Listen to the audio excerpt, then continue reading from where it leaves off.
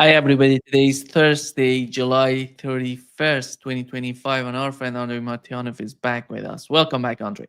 My pleasure. Let me start with White House and why they believe that Donald Trump should get the Nobel Peace Prize. Here is what. Has now ended conflicts between Thailand and Cambodia, Israel and Iran, Rwanda and the Democratic Republic of the Congo, India and Pakistan, Serbia and Kosovo, and Egypt and Ethiopia. This means President Trump has brokered, on average, about one peace deal or ceasefire per month during his 6 months in office. It's well past time that President Trump was awarded the Nobel Peace Prize. Yeah. Sure. I mean, why not? That it means much. It's completely discredited piece of garbage, which is, but yeah, sure, just give him Nobel Peace Prize. He was, when it comes to, I don't know if you heard, I talk with Larry Johnson together with Pepe Escobar. He said that really what has happened in between Thailand and the Cambodia, it wasn't the United States doing anything. No, I mean, but come on. I mean, do you remember the Peloponnese Wars? 2,300 or whatever years ago. Trump also negotiated that thing and he settled. So I guess he needs his Nobel Peace Prize. I mean, it's all basically discrediting of the remaining Western institutions, such as United Nations or Nobel Prize Committee. Well, Nobel Prize is worth something only in physics, chemistry, and other things I don't remember, which are real, achievements in the science. There's actually Alfred Nobel, who lived in my own town, my hometown of Baku, and made their fortune there in Baku in Azerbaijan, which is today Azerbaijan, independent Azerbaijan. The rest of it, Nobel Prize in Literature, it's garbage, so just throw it away. They award all this, well, it's garbage, okay? So same goes for the Peace Prize. So it's all discrediting of the, the remnant, basically killing the remnants of any kind of authority of the fundamental, so to speak, Western institutions which dominated, especially the world, especially after the World War II. Be them Nobel Committee, or be that International Monetary Fund or the World Bank. So all kinds, organizations which were built around the actually initiatives by Franklin Delano Roosevelt, through United Nations and, Bretton Woods and things like that. It's all gone, essentially, so it's, yeah, give it to him for this crybaby, just give to him, okay? At least, yeah, he's will continue to brag even more, and you might understand with his extreme case of narcissism and being totally detached from the realities of the world. I mean, that might pacify him, for a while. But then, of course, he will come out and say, I am the Nobel Peace Prize winner, so I control the universe. So there you go. Yeah, it's so amazing to see that, saying Donald Trump taking credit for what has happened between Iran and Israel. We know that CNN reported, Andrei, that they have used 25% of THAAD missiles they had in 12 days of war.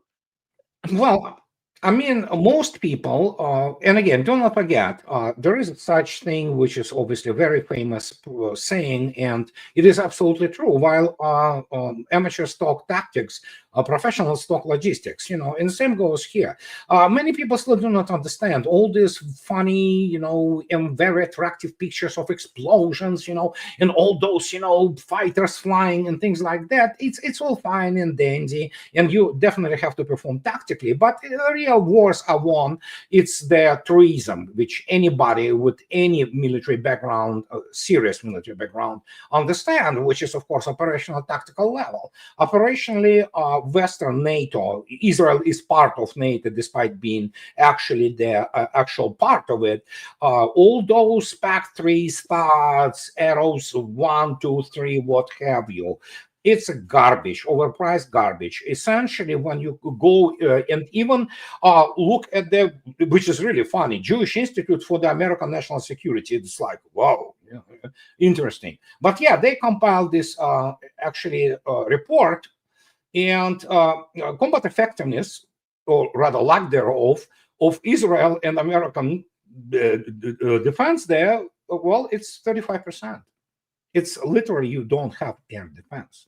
That's how bad it is. But in implications and ramifications of all that, you cannot explain it to some fanboy or fangirl who watch all kinds of the movies and videos about, oh yeah, tactical thing, you know, those SEAL team, you know, 6 or what have you. Look at this, you know, how cool it is. They are children. They don't understand real war. They don't understand what is done and how it is fought. And so as the result, we know now that, yeah, what we knew all along, I was running about it for 10 years in terms of the air defense and anti-missile defense, United States and let alone Europe, they are not even in the same universe. Forget about galaxy with, for example, Russians. And it obviously hurts them badly.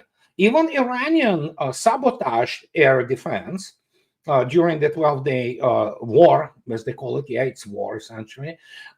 Even after the first 10 hours of the sabotage by the electronic sabotage and physical sabotage by the recon and sabotage groups of Israel and so-called Iranians, you know, opposition or what have you, have been overcome. It already have been operating then at that time about 70% of its effectiveness, which is, I mean, compared to what Israel did, I mean, it's really much, twice better, okay, to put it mildly, obviously. So, and it's just the thing about which I was writing for second decade now, right, that you know what, let's not compare. It's not even fair to compare what, for example, Russians present today on the international market. Forget about what Russians have for their own use. So, and what is today we will call so-called air defense, it's not. It's pathetic, honestly. What she didn't mention is the capitulation of Yemen. Yeah, capitulation of Yemen and the fact that it was Israel which begged United States to interfere to stop, because they were running out of it, and Iran was mauling them so badly. Even Photoshop things, but without Photoshop, when you look at actually what have been done to Israel, has been done to Israel, they never experienced anything like this. And Iran didn't even start to go at it in a full-blown, you know, mode. So, and that's just demonstration to you how detached all those war-fighting doctrines and concepts of NATO, primarily of the United States, because Israel is essentially sort of like, you know, smaller offspring of very many concepts, because their table of organization and equipment is essentially American one, except for such parts of the equipment for the IDF, such as the Merkavas, you know, some vehicles and things of this nature. It's all Air Force is completely American one, air defense is completely American one. So command and control is primarily based around all those, you know, principles and some of the hardware from the United States. So as the result, you saw yourself, you know, the world saw it, and yeah, it's just, if not laughing, they look at it like they're serious. And that is why everybody understands they are paper tiger. And that is why United States, for example, is nuclear biased, because I warned about it. I wrote 4 books about it. Conventionally, the United States is extremely weak. And that's why they are always into this business of the, well, implied nuclear blackmailing, which actually doesn't work anymore because Russia has the upper hand on this, in terms of, especially in terms of the delivery systems.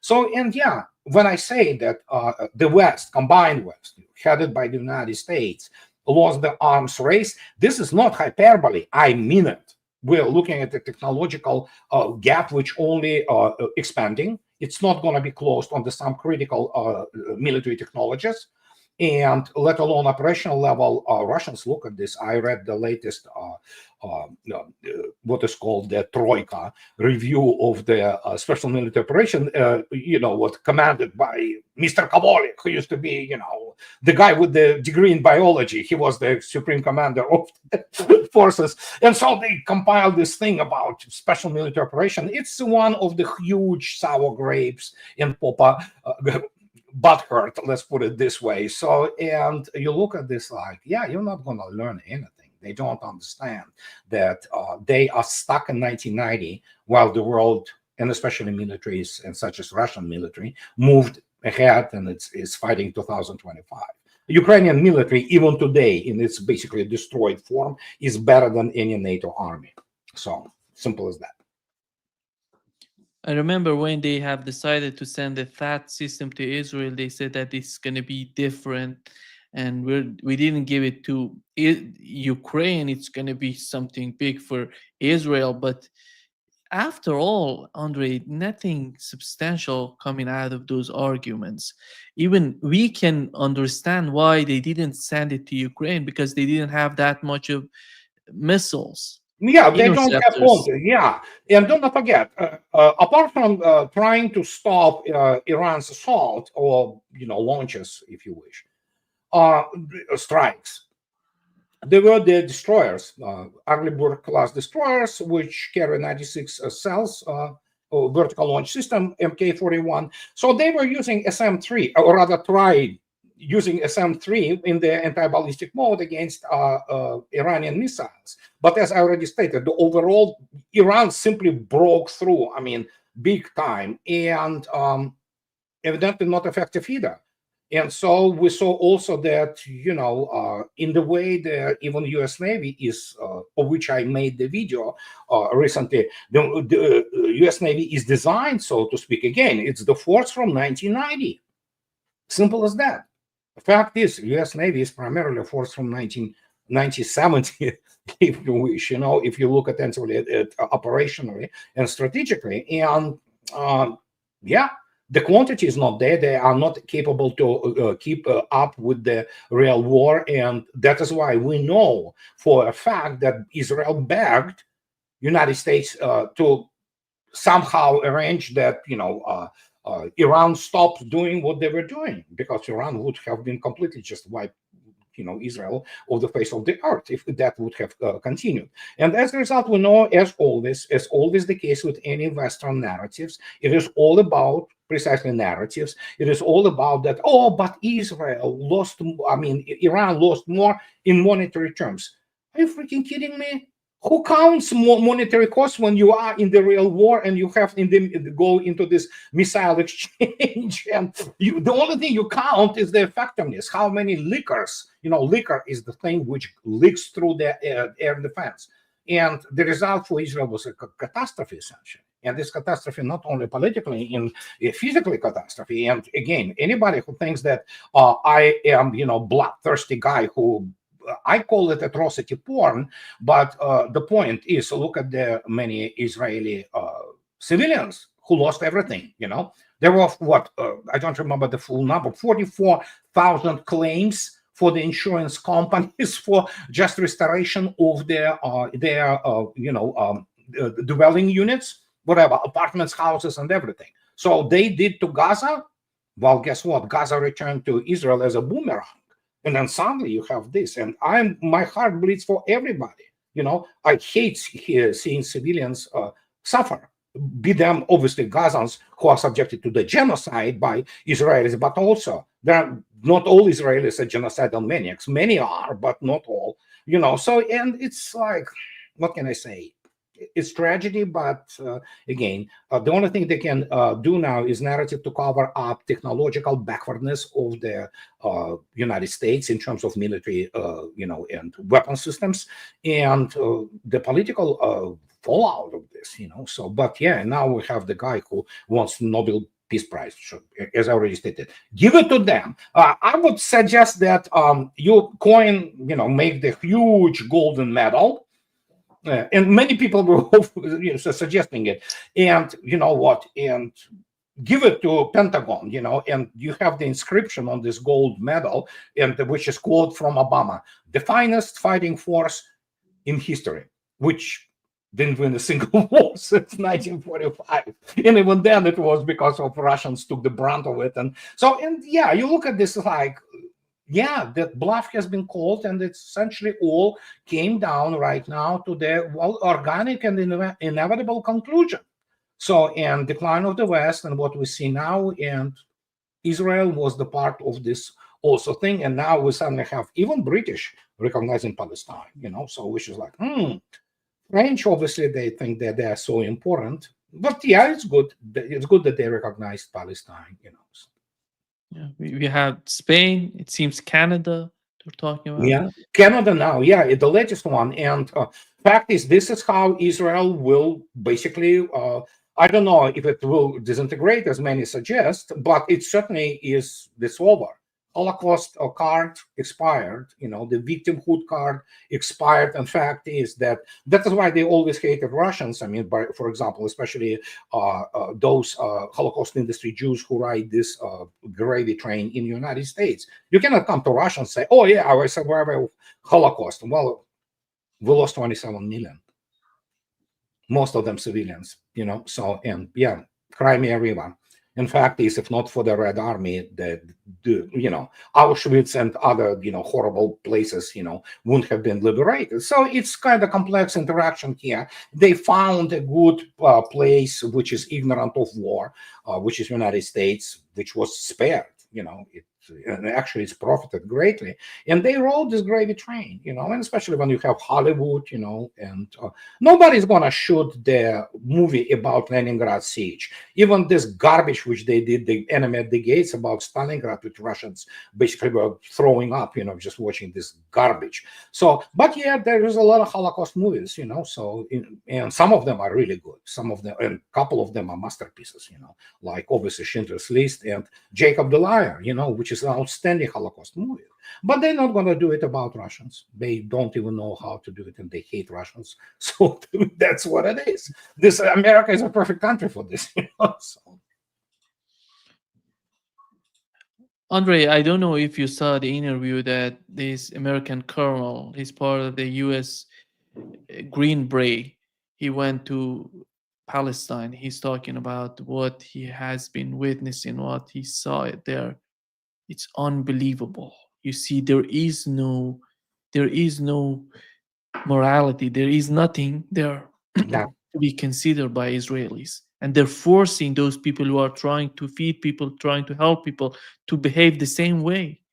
Yeah. And he said out of 400 centers that they were providing the people of Gaza some sort of aid, they reduced them to 4. Yeah. And all located in the battle zones, because they want to bring the people in to hit them, to kill them. They're genocide. It's genocide. That's the word. It's Holocaust. They wanted Holocaust. They created Holocaust there. They are genociding the Palestinian population. There is no morality in the state of Israel. It's a genocidal state as it exists now. And because of that, inevitably, and it's already happening with somewhat, Alistair Crook spoke about this, there is now the shifting of this thing. The wonderful, and again, make no mistake, there are still many people of honor and integrity in the US Army. And yeah, if he goes there and they try to find out what is happening, they are terrified by the atrocity which they are committing there. But Mendy Patinkin, his emotional outburst, which you can only applaud, when he accused, Jews of Israel doing what was done to them, it was absolutely like, so emotionally charged that, yeah, they commit genocide. They kill Gazan Palestinian civilians, period. And as the result of it, Mr. Netanyahu is the war criminal. And is the basically the whole cabinet is they are criminals, criminals against humanity. And what can I say? Maybe in the end, just from the burden of the inevitable outcry and maybe some Jews understanding morality, Israel may cease to exist completely, so it doesn't mean that Arabs, which I, except for the contempt, I have nothing but the contempt to the Arabs and the Arab governments. So the bunch of cowards and corrupt, bought out, treasonous people. But the point is, Gaza is a horrifying crime of the 21st century by Israel, and we have to keep this in mind. And many keep it in focus. And now the fact that important countries, make no mistake, I mean, they're still important, I mean, for the overall stance, such as obviously Spain, such as France, which is nuclear power, pathetic as it is, but it is nuclear power, and others, and the Russians always recognize, that's it. I think so. We are looking at the, dam breaking, and it's about time somebody to start, seriously pay attention to everything what is happening. United States, meanwhile, completely stained itself forever with support of the genocide, and nothing could be done about it. It's morally bankrupt country as it exists today.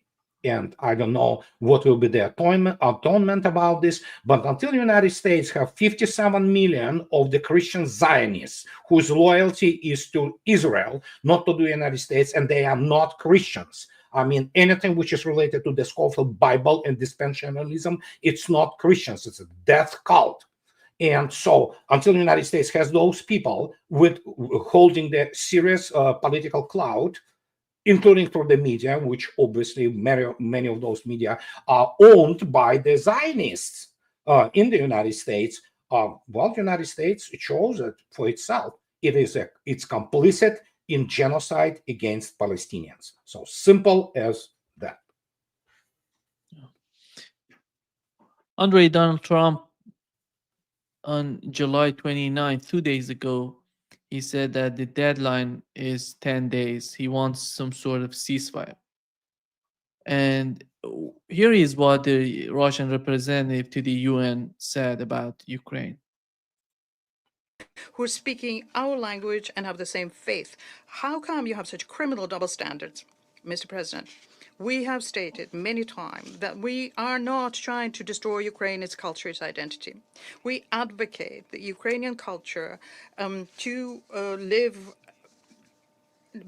as a neighbor with the Russian culture, as it has been done by decades. We're not fighting against Ukrainians. They are brotherly people. We are fighting a criminal Kiev regime, and Ukrainians are becoming clearer and clearer about that. We want to be aboard. We want to have a border with Ukraine, not with anti-Russia.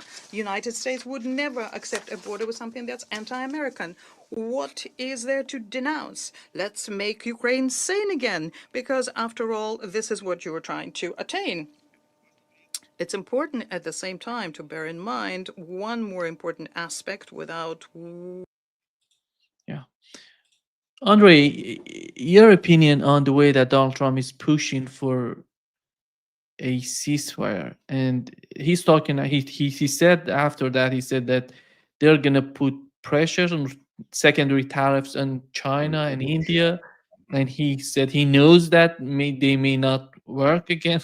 But after all, do you feel that the ceasefire is coming? Do you see that No, I mean, listen, Mr. Polanski, which I suggest you invite him at your show. Well, a very important foreign minister representative. He is the deputy representative of the Russia in the Security Council after Mr. Nebenzia. But do not forget, the more important statement, which, and again, don't forget, United Nations nowadays is nothing more than the, a platform to talk to each other somehow, make statements. Reality is that Mr. Peskov already stated yesterday, clear special military operation will continue. Period. It's like, so, and the issue here is Russians don't care. I made a video about this yesterday, and the Moscow Times, this, front for all kinds of the, ungodly organizations, from NGOs to CIA to whatever, and they are being published, printed in either Baltic states, or some people say it's Netherlands, doesn't matter. You can easily read them in Russia if you want to. But the point is, even they wrote on the July 15th, when Trump was still announcing the other deadlines, and the headline reads, Russians don't care. They don't. I mean, and I don't know how many times it has to be repeated, and obviously it's repeated not for White House. It's repeated not for Trump. It's repeated not for the State Department. It's repeated for public at large, which needs to read and, form their opinions on that. But the point is, I mean, here 10 days, whatever, who cares, Nobody cares.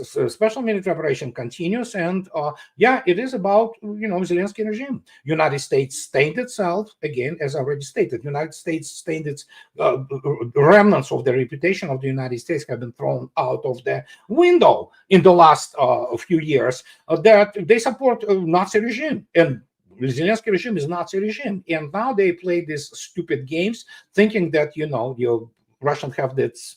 Well, it's really difficult to translate. I mean, one devil for another, with Zaluzhny. Oh my God, something changed? Nothing changed, So they can continue to play these games while Russian army will continue to move westwards, okay? And until either regime falls or Russians, well, at some point of time, if nothing happens, well, they will have to take Kiev. Russians do not want to. Yes, Polensky absolutely correct. When said Russians do not want to govern Ukrainians, and obviously this rhetoric about brotherly people, you wonder, if you go today on the streets of Russian cities and villages, very few people consider Ukrainians brotherly people. Okay, let's not go there. But it is stated for the political and propaganda purposes, and this is a reasonable way to kind of portray the whole thing.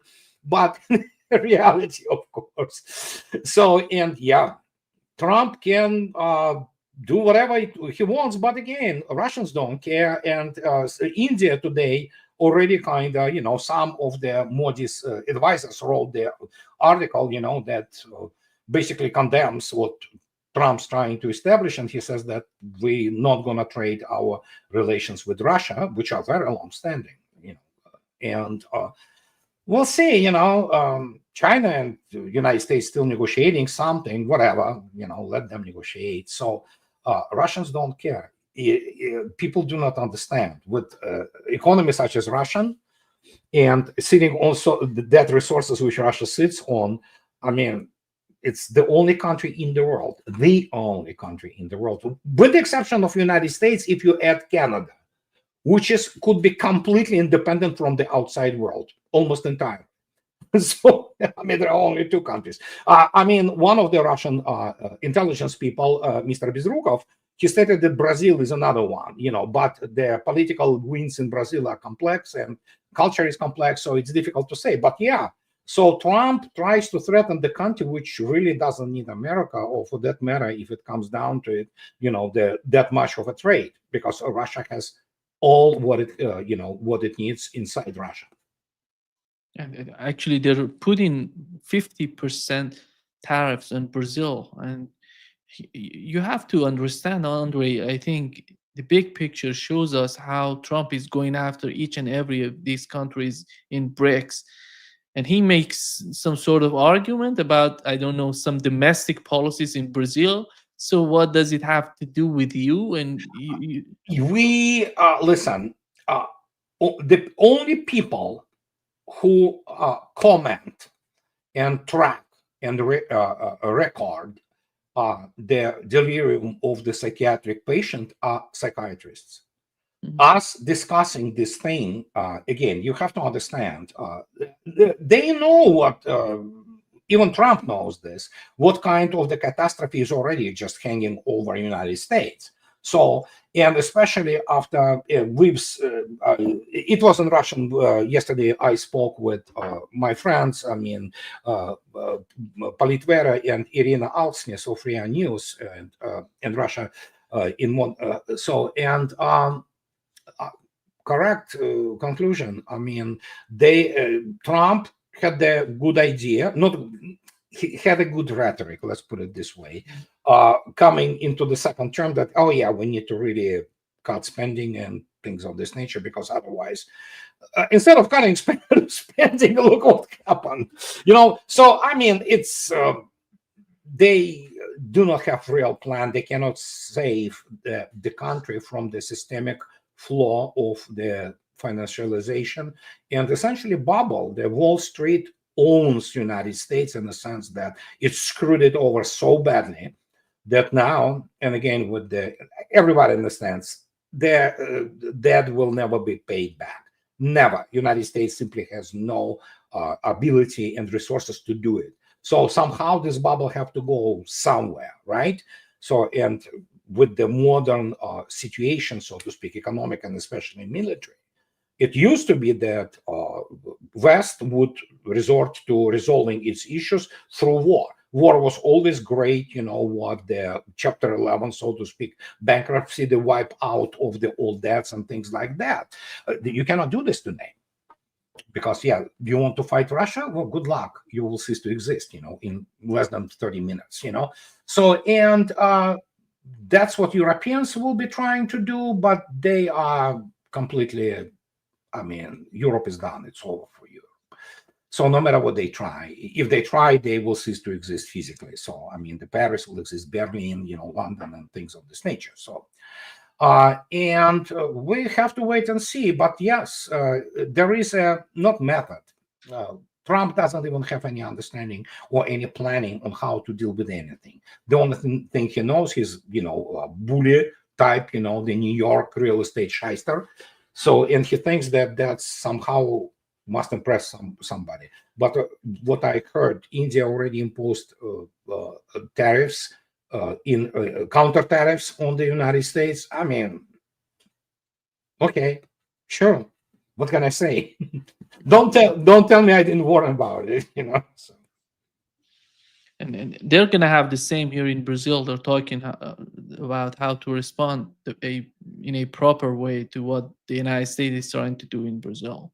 As long as I still have access to the French dark roast of coffee, which of course is not San Francisco blend, it's obviously Brazilian brand. The rest I don't care. Let Brazil impose tariffs. Yeah. I think, Andrei, when it comes to the ceasefire and the way that the United States is talking about it, the main concern on the part of Russians is that we know the attitude of the United States. Look at Iraq, look at Afghanistan. Yeah. They want to continue the conflict as long as they can stay there for, I don't know, for nobody knows the reasons. Look at Afghanistan. Do you understand the reason to be for 20 years in Afghanistan? It's a total disaster.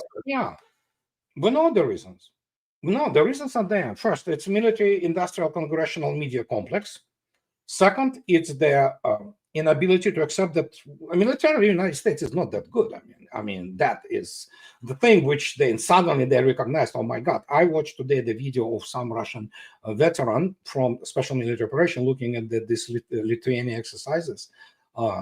Russians love that, and these are elite units. And the question, it's even tactical minutia. I'm not going to go into the operational level of considerations. And so it's, you cannot accept this. United States cannot lose because it really talked itself up so much that at this point Michael Brenner, the brilliant, one of the very few brilliant international relations specialists and professionals in this field, he wrote that Americanism and the unified theory, that physicists try to find the unified theory which will put together, what macro and micro, the quantum world together. So same goes for Americanism. It's very much the facade, the edifice. And once the edifice begins to crumble, it's over, and that's exactly what is happening right this very minute. It was happening for the last 10 years. It's just that many people still couldn't grasp what was happening, in terms of scale. But right now, the edifice is gone. You go out today and tell anybody about, American democracy, you will be laughed into your face by pretty much everybody around the world. Nobody buys this BS anymore. I mean, there are still liberties which I, for example, and very many people we love in the United States. There are still degree of the, controllability, if you wish, of the, in terms of some law enforcement and things like that. But the country is basically running at the seams right now. It's being torn at the seams, and what can I say? I mean, it's over. It's simple as that. And nobody already was afraid of the United States already by once Russians just basically said we had enough, and took Crimea back home. And then, after this coup by the bunch of cretins from State Department who they're just, they're not specialists in anything. They are not professionals. They're a bunch of the ideologues who have no professional backgrounds. They don't teach real diplomacy. Diplomacy in the United States ceased to exist as a craft, as the statecraft. It doesn't exist anymore. And so, and that goes across the board, including military, including intelligence, which is primarily involved in all kinds of the, political struggles inside the United States, instead of really dealing with the national security issues. And so when you look at this across the board, it's over. It's over. It's another matter. Will the United States preserve itself as the unified nation? That's the question. If it preserves itself in some way, then there is a chance for recovery, but it will never be what it, just talked itself off to be, like, oh yeah, a dominant power, which it was after the World War II. Everybody were destroyed except the United States, which profited greatly. So they still don't understand the reasons for that.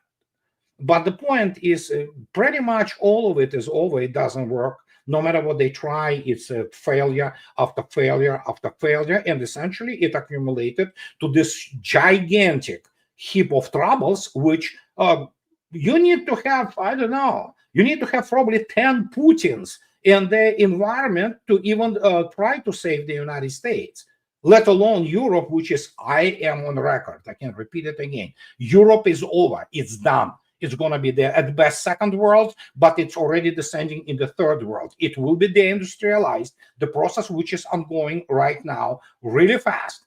And so when you look at their political elites, those people, as I already stated, I wouldn't allow them to mow the lawn in front of my house, So we are at this juncture, historic juncture. It's, again, many people still cannot grasp this moment. And speaking of Iran played a very critical role here, outsized, out of the scale of its own. It punched above its weight tremendously. And when we saw also humiliation of Israel, as much as they tried to cover it up, yeah, that's pretty much it. So,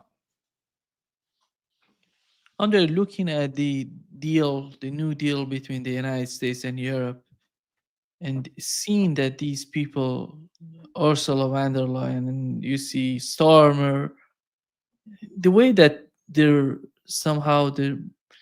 behave, it seems that Donald Trump is the emperor and they're going there to kiss the ring of emperor.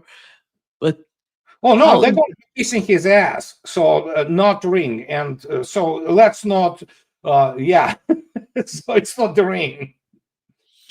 So what's the outcome of what's going on?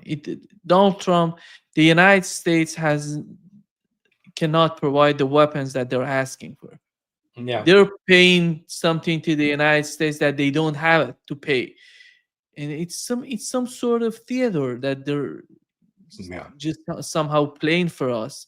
What is the necessity of that? Because that's the only thing they can do. And that's how the end is defined of civilization. We sell you something we don't have, you pay us with something you don't have. So that's what it is. This is the end. This is the end. Almost the Doors song, comes to mind, with Jim Morrison, this is the end, my friend. It is the end. And so, as I already stated, Europe is done. European elites are degenerates. average average American politician too, average, not all of them, of course, but majority, and European even more so, they're degenerates. They're human waste in the sense that those people have no integrity, morality, principles. These are people who will sell their families for just being in power. And it's not hyperbole.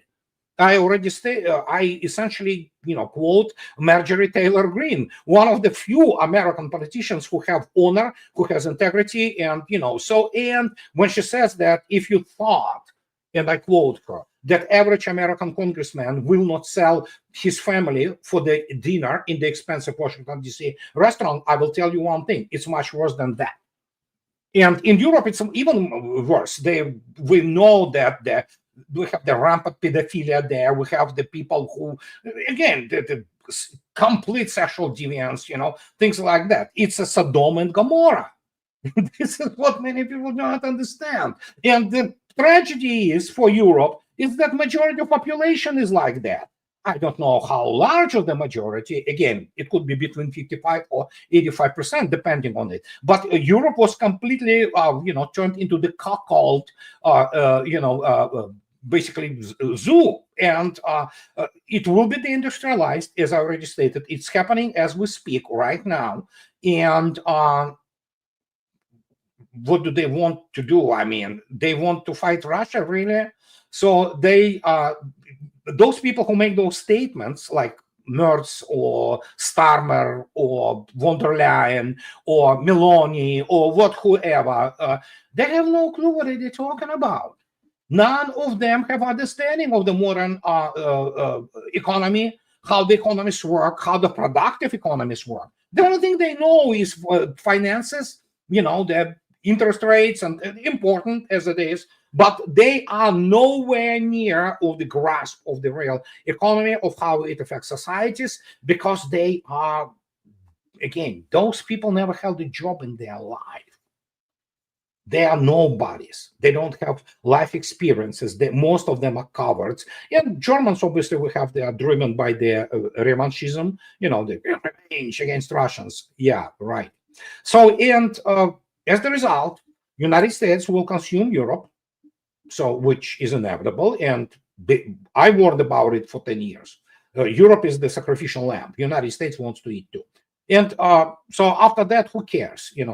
As many Russians now speak openly, Iron Curtain, just make this, the corral, Europe, put those towers with the, sentries, with the nuclear machine guns, and don't allow them anywhere near Russia, except for normal European people who inevitably will be, and they are already going in droves to Russia. They settle there because they understand that it's over for Europe.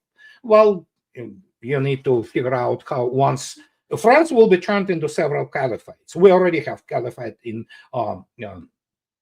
France in the south, and you know what is happening in United Kingdom.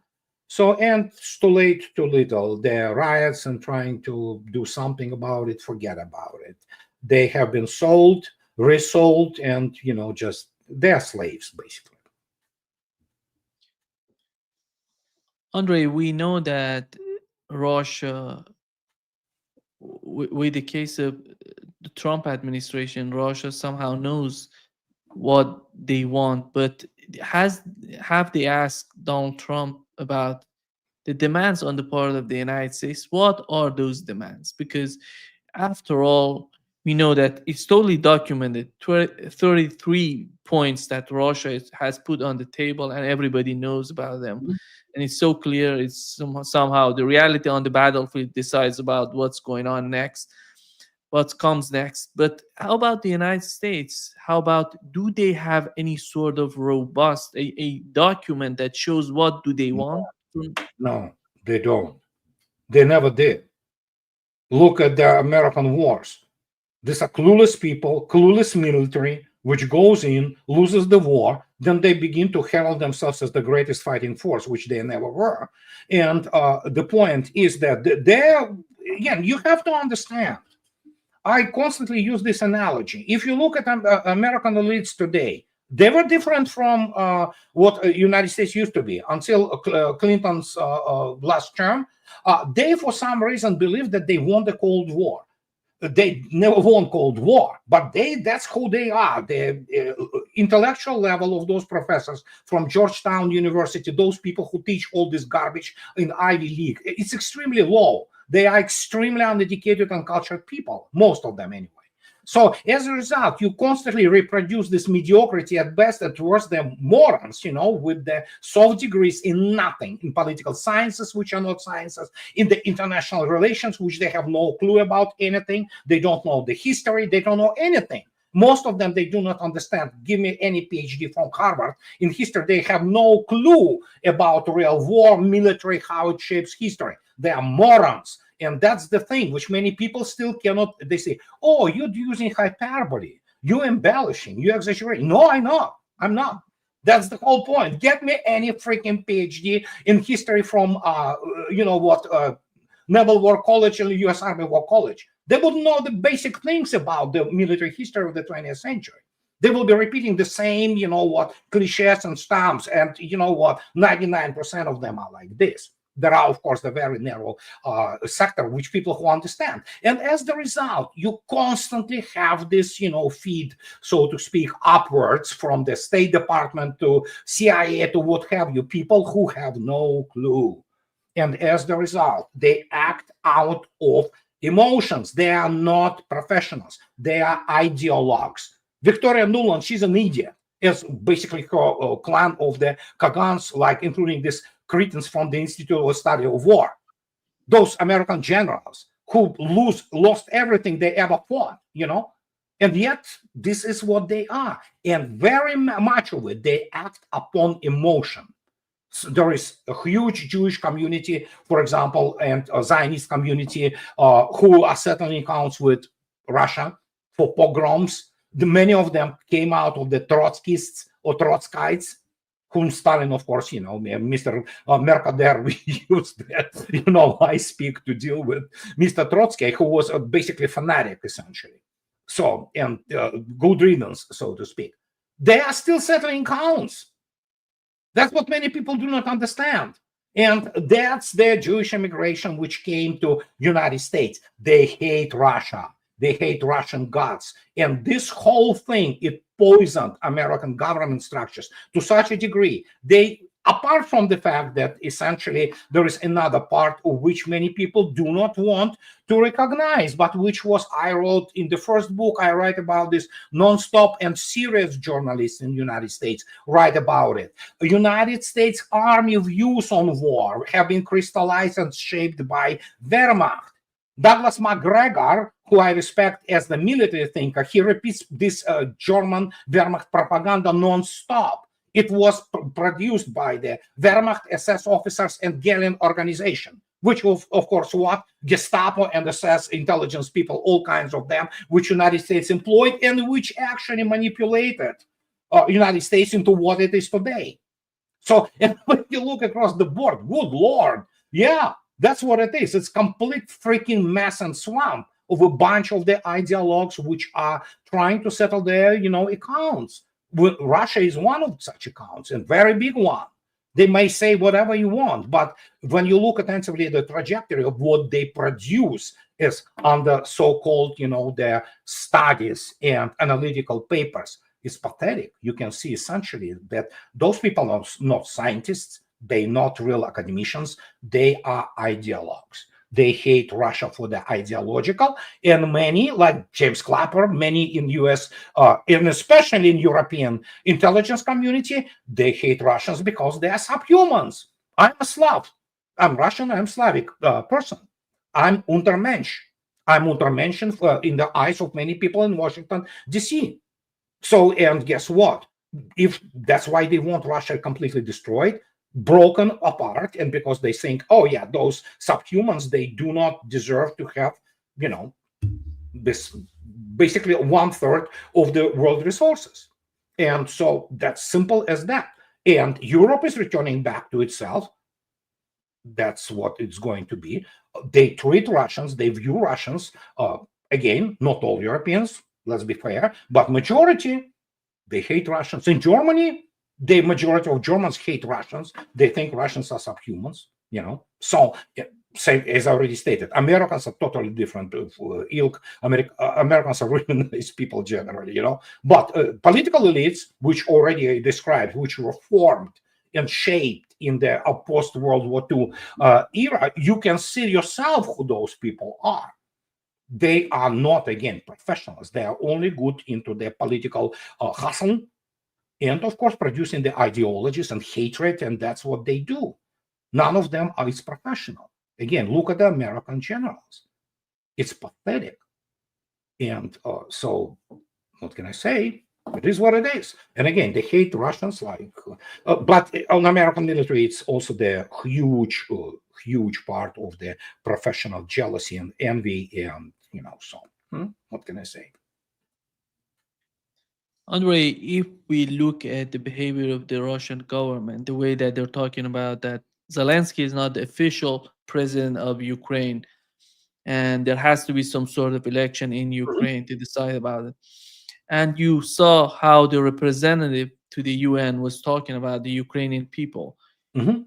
You see Russia is seeking some sort of solution that doesn't somehow is different from what has happened to Afghanistan. Getting the government from Taliban and then giving it back to the Taliban and leaving. Russia wants something substantial in Ukraine. They want, if any government comes to power, I want to get. I'm speculating on that. I want to know your take on that.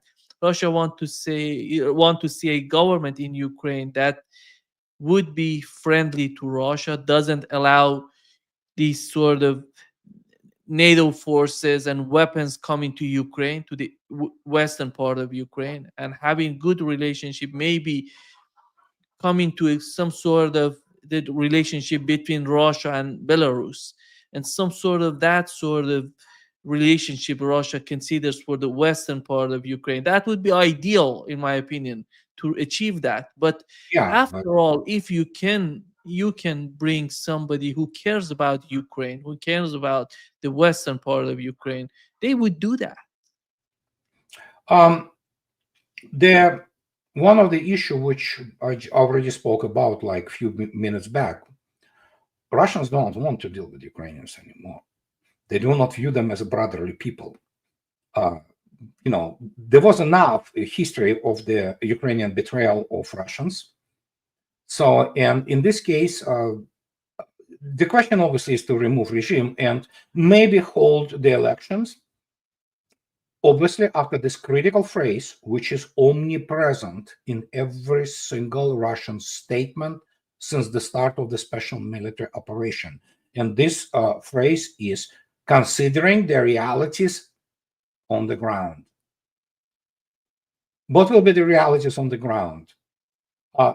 Malorussia was the term which was used by Mr. Putin, no less, on number of occasions already. And you know what Malorussia is. It's the Tavrida governorship from the Imperial Russia.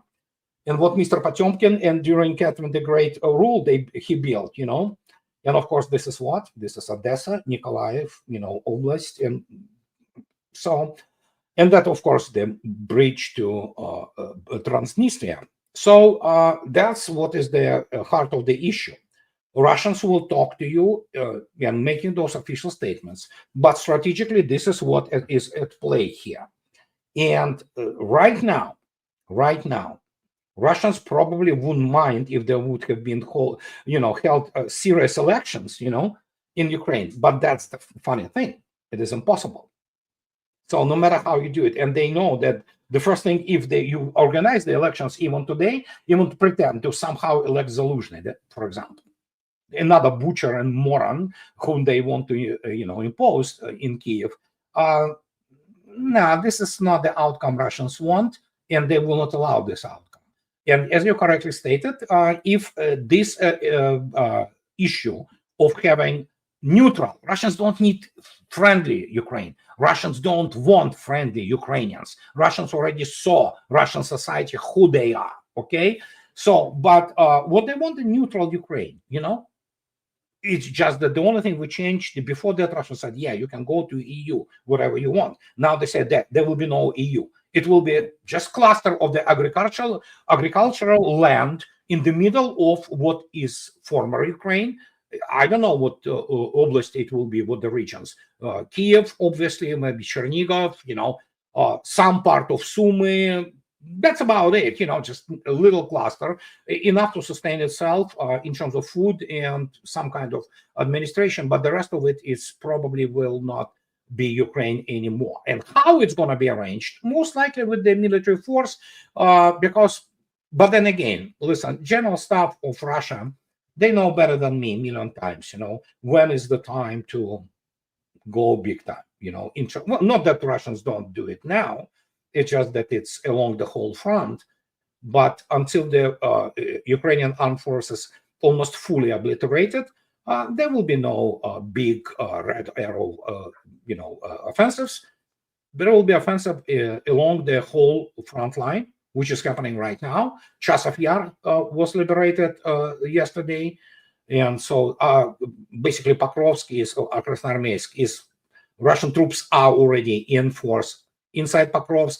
Next is Konstantinovka, then Kramatorsk and Slavyansk. And once that is done, they will have to take the 14-year-old kids from the streets.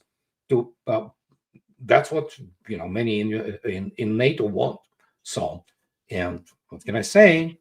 The Russians will oblige, but there will be no. It's going to be either neutral Ukraine or there will be no Ukraine at all. So simple as that. But this is just placed in this framework of the bird language or by diplomats. They cannot come out and publicly said that we don't care. We will kill as many as you throw at us, and that's exactly what is happening. I think neutrality would be the final game, the end game for Ukraine, because whatever we're left with. Yeah, exactly. And you see Europe, I don't see Europe being capable of absorbing Ukraine. They're not going to be there, Andrei. It's impossible. No, absolutely. Yeah, absolutely. There is no question about it. It is all posturing. It is all Russophobia. Well, Russophobia is basically a fear of Russians. It's not Russophobia. It's much more than that. It's visceral hatred towards Russians, and seeing their plans go, nowhere, basically failing on every single direction, so to speak. They are obviously hate Russia even more. But yeah, they can say whatever they want. It doesn't matter. Only armed forces decide, essentially create the conditions and logic of the circumstances which drives this whole process. And in the end, keep in mind, many people still do not understand it. I want to stress it, and I stress it from the state practically after I saw what was happening. Everybody saw it in Istanbul in 2022, how Boris Johnson on behalf of the United States sabotaged basically all those negotiations. Not that anybody expected that anything good will come out of it. Anyway, keep in mind, the war is not about Ukraine. Russia is not demilitarizing Ukraine. Ukraine has been demilitarized. It's about the militarization of NATO. This is what is this all about. But many people still think, oh yeah, Ukraine. Listen, it's already for more than 36 months, it was essentially command and control by NATO. Operations were planned not just by the Ukrainian general staff. This were planned by the Wiesbaden group, the General Aguta. Then you have this General Donahue, who is now the big honcho in Europe. He is the guy who led this catastrophe of the so-called counteroffensive 2023. When Russians looked at it, and they killed obviously 160,000 of Ukrainian troops who never got even to the first line of defense. This is when for the first time Russia said, good Lord, we are dealing with really amateurs. And now you have to run this fine line between making the United States so desperate that they will try to do the unthinkable, but in the same time doing what Russians doing. They are basically emptying every store of the armament store, not just in Europe. Europe they're a bunch of beggars, honestly, and their militaries are pathetic. But in the United States, it's demilitarization of the United States, as you correctly stated, about what? Yeah, 12 days, quarter. It is well-known fact admitted by the American real professionals who say that, yeah, we will have in real war about 2, maybe 3 weeks of what? Shells and let alone high-precision weapons. You call it serious military force? There you go. And that's what is happening. Russians are demilitarizing NATO. And, so what can I say? It is what it is. I mean, it cannot be changed. Okay, we are looking at the set of circumstances, and as I already stated, in the end, Europe must die, and it's dying. It will be dead. It will be well. Again, it could be some kind of the as Dostoevsky wrote. The Dostoevsky wrote about Europe already in 19th century, late 19th century, when he stated that essentially it's nothing more than the, very fancy cemetery under the open skies. All those cathedrals and things like that. It was already dead soul-wise then. In 20th century, it unleashed 2 world wars, the worst wars in the history of humanity. So, what the time to pay the real price has come. They have been saved by the United States. The Eastern Europe was essentially saved by Russia, Soviet Union. They say, oh, yeah, we have been conquered. Oh, then I know. Russians should have allowed Poles to be completely exterminated by Wehrmacht, and SS. They shouldn't have gone to Poland, So, but the time to pay the price has come, and the people who saved them, essentially, United States, or helped to save them after World War II, itself is the dire economic straits and, just disintegrating politically. And that's how history goes. Nothing we can do about it. Yeah, exactly. Thank you so much, Andrei, for being with us today. Great My pleasure. pleasure. Anytime. Thank you, See you Nima. soon. Bye-bye. Talk to you later. Bye-bye. Thank you. Bye-bye.